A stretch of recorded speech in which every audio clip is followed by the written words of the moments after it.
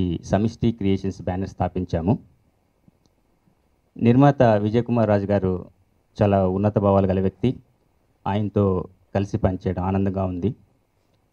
మా సమిష్టి creations banner నుంచి వచ్చే మొదటి చిత్రం ఏ శ్యామ్ గోపాల్ వర్మ ఫిల్మ్. రక్తపాతాలు తీసే సినిమాలు తీసే ఒక డైరెక్టర్ దానికి ఎలాంటి ఫలితాన్ని అనుభవించాడు అనేది ఈ చిత్ర కథాంశం. ఈ సినిమాలో హీరో షఫీ గారు. ఆయన ఇందులో శ్యామ్ గోపాల్ వర్మగా నటించారు. ఈ పాత్రని బాగా అవగాహన చేసుకొని ఆయన నటించారు. ఆయన ఎలా నటించారని నేను చెప్పడం కంటే సినిమా చూసిన తర్వాత మీరే చెప్తే బాగుంటుంది. ఆయనతో పాటు హీరోయిన్గా జోయా ఖాన్, ఇంకా చాలామంది సీనియర్ నటులు నటించారు.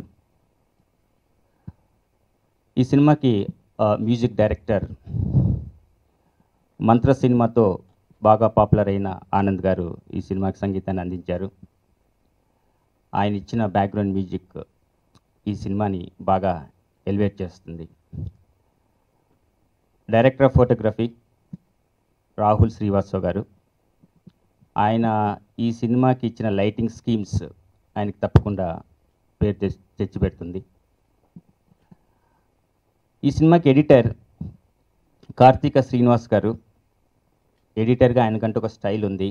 అందుకు నిదర్శనం ఆయన ఎడిట్ చేసిన 100% లవ్, స్వామిరారా, రీసెంట్గా మహేష్ బాబు సినిమా 1 నేనొక్కడినే. ఆయన రాలేకపోయారు, రావచ్చు బహుశా కొద్దిసేపటికి. ఆర్ట్ డైరెక్టర్ పార్థసారథి వర్మ గారు. ఆయన చాలా సీనియర్ ఆర్ట్ డైరెక్టర్. ఆయనకు బాగా పేరు తెచ్చిన సినిమాలు ఆది, ప్రాణం, చక్రం, ఏ ఫిల్మ్ బై అరవింద్, రీసెంట్గా పిల్ల జమీందార్, మేము వయసుకు వచ్చాం. సమిష్టి క్రియేషన్స్లో రాకేష్ గారు దర్శకత్వంలో, రాజు గారి ప్రొడక్షన్లో ఈ శ్యామ్ గోపాల్ వర్మ ఫిల్మ్. ఈ సబ్జెక్ట్ విన్నప్పటి నుంచి ఈ సినిమాకి అలాగైనా ఒక డిఫరెంట్ థీమ్, అంటే యాక్చువల్గా ముందుగా చెప్పినట్టుగా సినిమా అంతా ఒక డిఫరెంట్ థీమ్, ఒక స్టైలిష్గా ఉంటుంది. మేకింగ్ క్వాలిటీస్ అండ్ ఏ విషయంలో కాంప్రమైజ్ అవ్వకుండా సినిమా తీశారు. సో ఆ ముందుగా సబ్జెక్ట్ చెప్పినట్టుగానే సినిమా ఆ రేంజ్ కన్నా ఇంకా బాగా వచ్చింది ఫైనల్గా అవుట్పుట్ చూసేసరికి. సో దానికి తగ్గట్టుగానే బ్యాక్గ్రౌండ్ స్కోర్ చేయడం జరిగింది. రీసెంట్గా పోస్ట్ ప్రొడక్షన్లో ఉంది, అంత కంప్లీట్ అవుతుంది. సో సినిమా బాగా వచ్చింది. సాంగ్స్ కూడా దీనికి ఒక ప్లస్, అంటే బాగా తీసుకున్నారు, బాగా వచ్చినాయి సాంగ్స్ కూడా. సో ఫైనల్గా త్వరలో మీ ముందుకు రాబోతుంది. సమిష్టి బ్యానర్పై ఈ ఫస్ట్ ప్రాజెక్ట్ అండి రాకేష్ గారికి, రాజు గారికి. కానీ వీళ్ళందరూ ఫస్ట్ ప్రాజెక్ట్ లాగా చేయలేదండి, చాలా కోఆపరేట్ చేశారు. ఈ సినిమాకి అందరం చాలా కష్టపడ్డాం, బాగా చేసామని మేము అనుకుంటున్నాం. మీరు సినిమా చూసినాక బాగుందా బాగాలేదా మీరు చెప్పండి. థ్యాంక్ యూ అండి.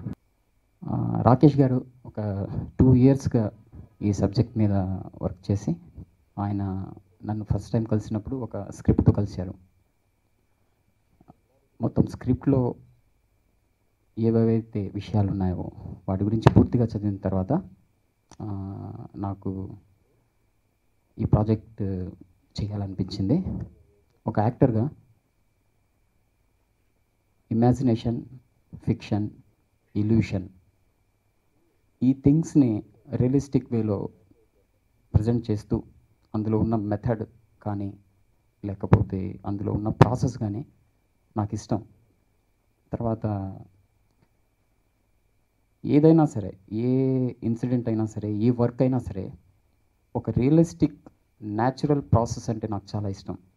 అది ఎందుకంటే అందులో ఎక్కువగా థండర్స్ ఉండవు, చమకులు ఉండవు, తళుకు బెళుకులు ఉండవు. ఏదైతే కంటెంట్ ఉంటుందో అదే ఉంటుందన్నమాట. ఎప్పుడు ఒక ప్రోడక్ట్ కావచ్చు, ఒక ఫిల్మ్ కూడా ఒక ప్రోడక్ట్ కావచ్చు, లేకపోతే ఒక పార్టీ కావచ్చు. పార్టీ మీన్స్ పొలిటికల్ పార్టీ కావచ్చు, ఎడ్యుకేషన్ సిస్టమ్ కావచ్చు, లేకపోతే హాస్పిటల్ ఇండస్ట్రీ కావచ్చు. క్వాలిటీ వర్క్ అనేది మీరు ప్రజెంట్ చేయగలిగితే ఆటోమేటిక్లీ మిగతా విషయాలన్నీ ఆటోమేటిక్లీ అవి మీతో పాటు జాయిన్ అవుతాయనే ఒక రియలిస్టిక్ ప్రాసెస్ని నేను ఎప్పుడు నమ్ముతాను.